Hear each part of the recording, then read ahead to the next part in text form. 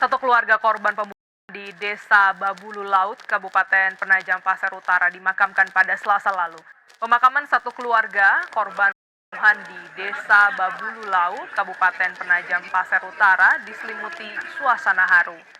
Malam tanggal 6 Februari 2024 menjadi saksi bisu tragedi mengerikan. Suasana desa yang biasanya tenang kini diselimuti rasa duka dan kepanikan. Kelima korban ini bernama Waluyo berusia 35 tahun, Sri Winarsi berusia 34 tahun, Risna berusia 14 tahun, VD berusia 10 tahun, dan ZA berusia 2,5 tahun. Ditemukan bersimbah dengan luka bacok di sekujur tubuh. Menurut beberapa sumber, pelaku diduga sakit hati dan dendam. Bahkan pelaku ini sempat menjalin hubungan dengan Risna. Yang lebih mengejutkan lagi, pelakunya ini sempat memperkosa dua korban wanitanya. Dan pelakunya ini baru berusia 18 tahun.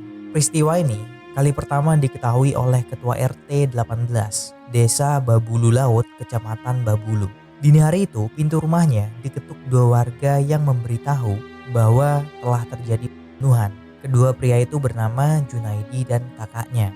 PRT kemudian membangunkan anaknya dan berempat mendatangi TKP dengan naik sepeda motor. Jarak rumah korban dengan rumahnya itu agak jauh. Setibanya di lokasi kejadian, PRT tidak berani masuk ke rumah dan hanya berdiri di depan pintu. Keadaan pintu sudah terbuka namun tidak terbuka lebar. Pak RT mencoba memanggil istri korban dengan keras, namun tidak ada jawaban. Padahal lampu di dalam rumah terlihat menyala terang. Tidak lama setelah itu, polisi pun tiba di lokasi dan PRT pun memberanikan diri untuk masuk ke rumah. Ketika masuk ke rumah, mereka menyaksikan korban Waluyo bersimbah darah di ruang tamu. Sri Winarsi, VD, dan ZA dan RJ pun berada di kamar tidur. Mereka ditemukan dalam kondisi tewas yang sangat mengenaskan dengan luka bacokan yang sadis banget. Yang lebih mirisnya lagi, dua korban yang bernama Sri Winarsi dan Risna ditemukan tanpa mengenakan celana. Pihak kepolisian dengan segera melaksanakan proses evakuasi terhadap 5 jenazah korban yang kemudian dibawa menuju rumah sakit Ratu Anji Putri Botung. Pihak keluarga juga mengajukan permintaan agar setelah dilakukan proses visum, tubuh korban segera dikembalikan untuk kemudian dimakamkan. Berdasarkan hasil pemeriksaan rumah sakit, terlihat bahwa kelima korban yang diduga menjadi korban pembunuhan yang sangat brutal dan tanpa belas kasihan, pemeriksaan visum menunjukkan bahwa kepala salah satu korban terbelah menjadi dua bagian. Setelah selesai proses visum, kelima tubuh korban kemudian dikembalikan kepada pihak keluarga. Terlihat juga keluarga korban berada di sekitaran kamar jenazah menunggu hasil proses selesai. Mereka juga sudah menyiapkan kain kafan untuk kelima korban atas permintaan keluarga yang ingin langsung menyiapkan pemakaman korban. Proses pengantaran dilakukan menggunakan ambulans dan tiba di rumah duka kediaman pada jam 16:55. Kedatangan kelima tubuh korban disambut oleh ratusan warga yang diiringi oleh tangisan dan kesedihan. Kelima korban segera disolatkan di Masjid Asidik Desa Babulu Laut. Setelah proses sholat, kelima korban pun segera dimakamkan dalam satu liang. Kelima tubuh korban pun diturunkan satu persatu dalam liang lahat dengan penuh kesedihan. Satu keluarga yang menjadi korban dikenal sebagai keluarga yang ramah dan tidak pernah memiliki masalah dengan warga sekitar. Menurut Kepala Desa Sukomulyo, Kecamatan Sepaku, diketahui kalau Risna ini merupakan anak tiri dari Waluyo. Sementara dua anak yang lain, VD dan ZA, tertulis dalam kakak itu sebagai anak Waluyo.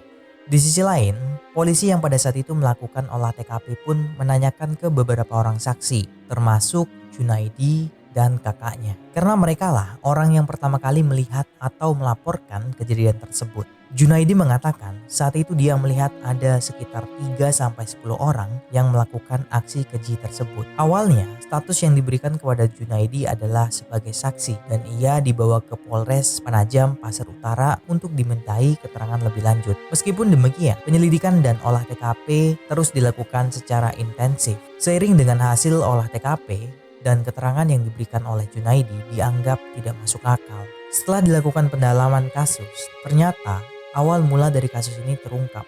Semuanya bermula dari kesaksian Junaidi.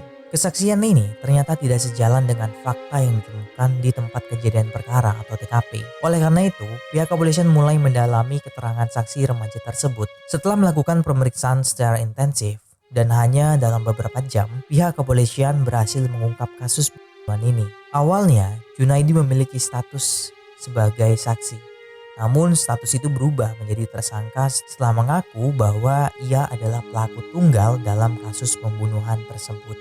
Terungkapnya pelaku ini mengejutkan publik, terutama karena rumah korban ini bersebelahan dengan pelaku dengan jarak hanya 20 meter aja. Pelaku ini merupakan seorang pelajar kelas 3 SMK yang baru berusia 17 tahun. Menurut keterangan Junaidi, ketika diinterogasi, ia mempunyai masalah dengan keluarga tersebut, mulai dari masalah asmara, ayam, hingga urusan sepele meminjam helm. Pihak kepolisian awalnya tidak langsung percaya alasan tersebut dan terus melakukan interogasi untuk mengungkapkan motif sebenarnya. Jadi, cerita ini dimulai dari kisah asmara antara Junaidi dan Risna. Namun, kisah asmara mereka harus dihentikan di tengah jalan karena tidak mendapatkan restu dari orang tua Risna.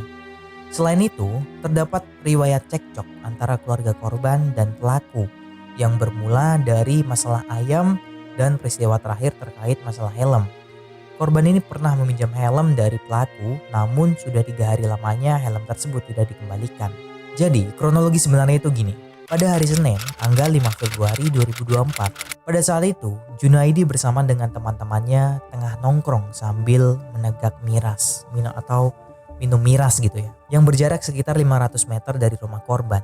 Jam pun menunjukkan pukul 23.30. Saat itu Junaidi diantar pulang ke rumah oleh temannya. Setibanya di rumah, pelaku ini tidak masuk ke dalam rumah. Pada saat itu, muncullah niatan untuk membunuh satu keluarga tersebut. Dalam kondisi mabuk, pelaku mengambil sebelah parang dan berjalan menuju rumah korban.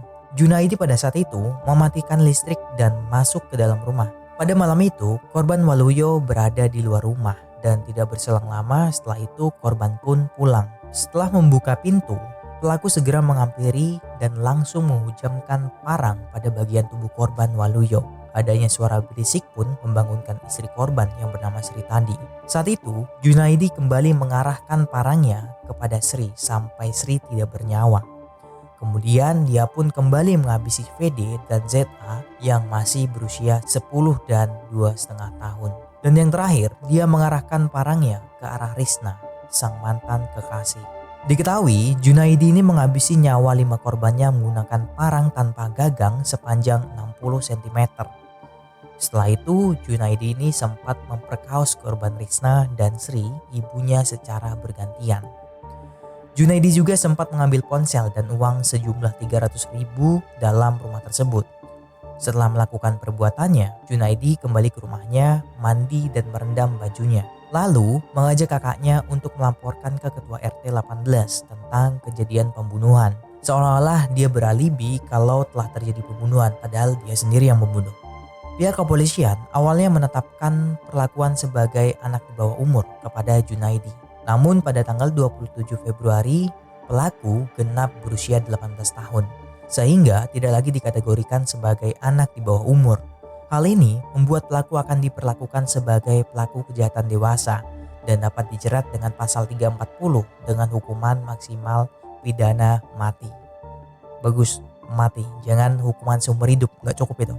Awalnya terdapat kekecewaan saat mengetahui bahwa pelaku adalah seorang pelajar, karena pelaku ini bisa saja dilindungi oleh Undang-Undang Perlindungan Anak. Namun tindakan pelaku tidak dapat disamakan dengan perilaku anak di bawah umur. Dan gue semoga minta keadilan lah ya. Kalau nggak hukuman mati ya penjara seumur hidup gitu. Wah, nggak ada belas kasihannya sih, gila kalau kalian lihat fotonya itu.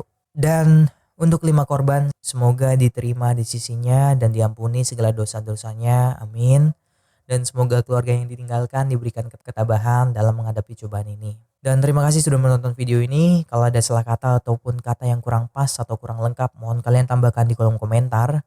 Dan gimana pendapat kalian tentang pelaku ini? Hukuman apa yang pantas untuk pelaku satu ini? Terima kasih sudah menonton video ini.